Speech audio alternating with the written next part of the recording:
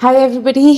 So from today we are going to start discussing each type of sex determination. So we will start with the XX XY type because it happens in humans. It's easy to understand. Other than humans, it also happens to happen in Drosophila melanogaster. Okay, what is Drosophila melanogaster? It is your fruit fly. So basic तो मैंने बताया ही था कि x x क्या होती है, female होती है ना. एक्स वाई जो है वो मेल होता है. तो मतलब जो मेल है वो हेटेरोगैमेटिक है, राइट. अब ये जो एक्स है और जो वाई क्रोमोसोम है, ठीक है, इनके बीच में कुछ सिमिलर जीन्स होंगे, है ना. उन्हें स्यूडो ऑटोसोमल सेगमेंट्स कहते हैं. तो segments which contain similar genes or the same genes, actually alleles could be different, same genes for X and Y both. So मतलब ये जो segments है ये homologous segments है ना. इन homologous segments को pseudo autosomal segments कहते हैं. क्यों? क्योंकि ये दोनों में present है तो ये basically autosome जैसा काम करता है, correct. On the other hand दोनों के पास, एक्स के पास और वाई के पास डिफरेंशियल सेगमेंट्स भी है. ऐसे सेगमेंट्स जो सिर्फ एक्स में है या फिर सिर्फ वाई में है, करेक्ट. वाई के पास जो डिफरेंशियल सेगमेंट में जो एक जीन है वो है SRY gene. SRY gene is the gene which is responsible for maleness, है ना. वाई? हाउ? बिकॉज ये जो SRY जीन है ये एक प्रोटीन सिक्रीट करता है which is called the testis determining factor. So basically जब डेवलपमेंट चालू होता है फीटल लाइफ में, मुलेरियन डक्ट और वुल्फियन डक्ट, दो डक्ट्स बनते हैं, ठीक है, दोनों बनते हैं. वुल्फियन डक्ट के पास पोटेंशियल होता है कि आगे जाके वो ओविडक्ट बनाए. मुलेरियन डक्ट के पास पोटेंशियल होता है कि वो आगे जाके वास डेफरेंस बनाए.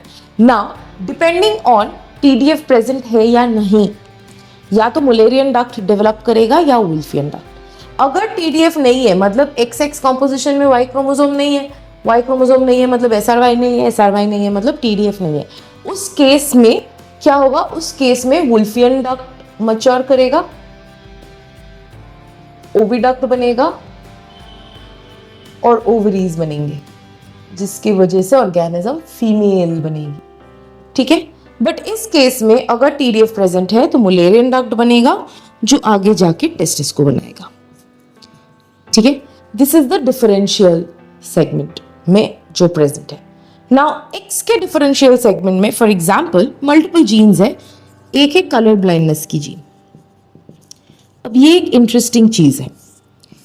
Colour blindness is a recessive X linked disorder disease, correct. इसका मतलब इसकी जो डिफेक्टिव जीन अलील है, it has to be present in a homozygous condition for it to show the disease. But because males would be hemizygotes, right, they have one X and one Y. किसी भी homologous का complete set उनके पास है ही नहीं, एक X है और एक Y है. तो इस वजह से इन हेमीजाइगोट्स में अगर एक भी ये डिफेक्टिव कॉपी रहा तो उनको डिजीज हो जाएगा. तो even when the disease is actually a recessive disease in males, it will behave like a dominant one copy will give the disease. Dominant किसी भी कैरेक्टर में क्या होता है कि हेटेरोजाइगस कंडीशन में भी जब उसकी एक ही कॉपी प्रेजेंट है तब भी वो अपना फेनोटाइप शो करता है. That is what dominance is. In this case even though the allelic modification is recessive in nature, that means it needs to have two copies. It needs to be homozygous to show its effect. Because males are hemizygous, because they don't have any homologous complete set in their sex chromosomes, उनमें एक X के presence से ही disease हो जाती है. This phenomenon is known as pseudodominance. Okay? I hope this much is clear. But now think about this. In females, you have two X's. So whatever these homologous segments के genes they have, right, all females will have double expression. 2x express करेंगे तो हमको 2 proteins, मतलब double the quantity of protein मिलेगा as compared to males for these homologous genes, for the genes which are present in the homologous segments. That is problematic.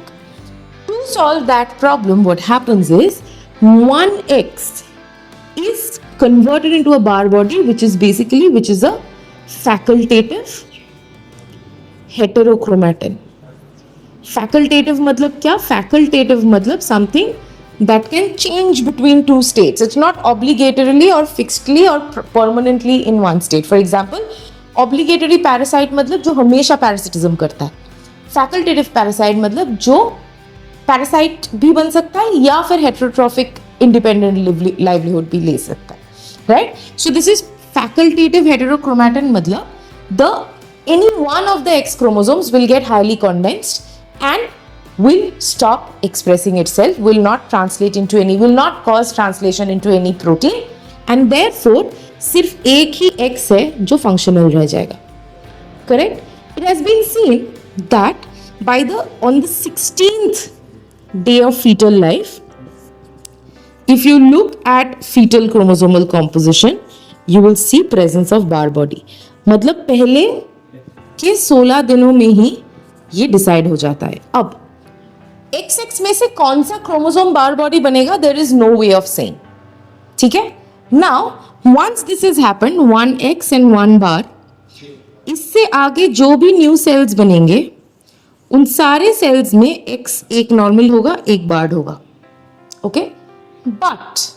But जब इनमें से जो gametic sales है वो प्रीमाइटोटिक होंगे, प्रीमियोटिक होंगे, तब दोनों एक्सेस फिर से वापस एक्टिवेट हो जाएगा. Right. So there is, I write it above, so there is reactivation of bars or bar bodies in female premeiotic cells. Why? To ensure that both gametes have functional access. Right? I hope this much is quite clear to you, right? So now, this is human sex determination. Interestingly, Drosophila fruit fly का sex determination, see हम में कितने chromosomes है total? 46, that is 23 pairs, है ना? और इनमें है total 8, that is 4 pairs. In 4 pairs में से 3 pairs जो है वो है ऑटोजोम्स और एक पेयर जो है वो है allosome. And the miracle of nature is that ये जो एलोसोमिक पेयर है, it is just like our chromosomes. So they also have XX and XY composition. But यहाँ पे भी डोजेज कॉम्पेंसेशन होना जरूरी था. यहाँ पे भी डोजेज कॉम्पेंसेशन होता है, लेकिन हमारा जो डोजेज कॉम्पेंसेशन है, it happens by the deactivation of 1x, and here it happens by, or 1x in female, here it happens by the hyperactivation of male X. Right? So different fundas but the same end goal, है ना? But the genetic determination in Drosophila is done by a theory which is called the genic balance theory. It was proposed by Bridges. Okay, now ये genic balance theory क्या कहता है? ये genic balance theory कहता है कि Drosophila में X chromosome जो है वो डिसाइड करता है फीमेलनेस, और जो एलोसोम्स है वो डिसाइड करता है मेलनेस. ऐसा क्यों? क्योंकि X क्रोमोसोम के पास एक जीन है जिसको हम SXL या फिर सेक्स लीथल जीन कहते हैं. ठीक है. This is also called a sex switch gene. Why is a sex switch gene? Because ये जीन अगर ऑन है तो फीमेल्स बनते हैं, और ये जीन अगर ऑफ है तो मेल्स बनते हैं. ठीक है, तो फीमेलनेस को डिटरमाइन करने के लिए we have the sex lethal gene. But now how do the autosomes help in the determination? Autosomes help in the determination with the help of these. तो बाकी जो ऑटोसोम्स है, अगर वो एसएक्सएल को ऑन करवा रहा है ना, अगर वो they are turning SXL on, then switching SXL on, right, then they will contribute to a female individual and they are called numerator genes. ठीक है, मैं ये समझा दूंगी क्यों न्यूमरेटर क्यों डिनोमिनेटर. और अगर ये स्विच ऑफ कर रहा है SXL को, तो वो ऑब्वियसली एक मेल ऑर्गेनिज्म को सपोर्ट कर रहा है, मतलब मेल ऑर्गेनिज्म के ग्रोथ को. इन दैट केस उन्हें हम कहते हैं डिनोमिनेटर जीन. तो समझ में आया क्यों जेनिक बैलेंस थ्योरी काम करता है? तो जेनिक बैलेंस थ्योरी में हम basically allosome to autosome ratio देखते हैं, एक्स टू ऑटोसोम रेशियो देखते हैं.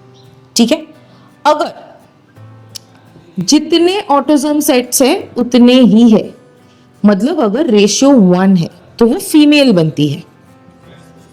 ठीक है, अगर ऑटोसोम का रेशियो आधा है, दैट इज 0.5, देन मेल बनता है. यहां तक should be good, right? Now therefore अगर मैं एक ग्रेडियंट ड्रॉ करूं, ये 1 है, ये 0.5 है, ये 0 है, then 1 would be female, 1 would be female, 0.5 would be male. यहाँ तक is okay, यहाँ तक should be good. Now if you have XXX here and 2A's here, then basically what does it become? It becomes 3/2, right? What is 3/2? It's close to 1.5. That becomes a super female. तो इसके ऊपर यहां हो गया super female. ठीक है, यहां तक शुड बी गुड. अब अगर let's say you have 2 X's and 3 A's. Okay, if you have 2 X's and 3 A's, the ratio becomes what? It will become 2/3. So it will become 0.33. Sorry, no. 2/3 is it's actually above 0.5, right? If the ratio is above 0.5, then it becomes an intersex organism. Okay? And if there is just one X and there are multiple A's, then the ratio will become again lower than 0.5. है ना? That is known as a super male. So 0.5 से 1 की जो range है उसमें आएंगे आपके intersex organisms, और 0 से 0.5 की जो रेंज है उसमें आएंगे आपके super females. I hope this much was clear. I will see you in the next video. Thank you.